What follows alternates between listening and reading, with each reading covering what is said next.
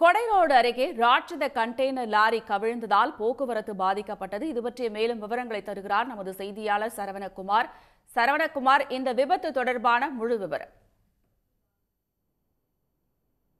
வணக்கம். திண்டுக்கல் மாவட்டம் கொடைரோடு அருகே மதுரை திண்டுக்கல் தேசிய 4 வழிச்சாலையில் தூத்துக்குடியில் இருந்து மகாராஷ்டிராவை நோக்கி ராட்சச காற்றாலை ரெக்கை ஏற்றி வந்த கண்டெய்னர் லாரி அம்மைநாயக்கனூர் அருகே வந்தபோது ஓட்டுநரின் கட்டுப்பாட்டை இழந்து தாறுமாறாக ஓடி சாலையில் நடுவே கவிழ்ந்து விபத்துக்குள்ளானது.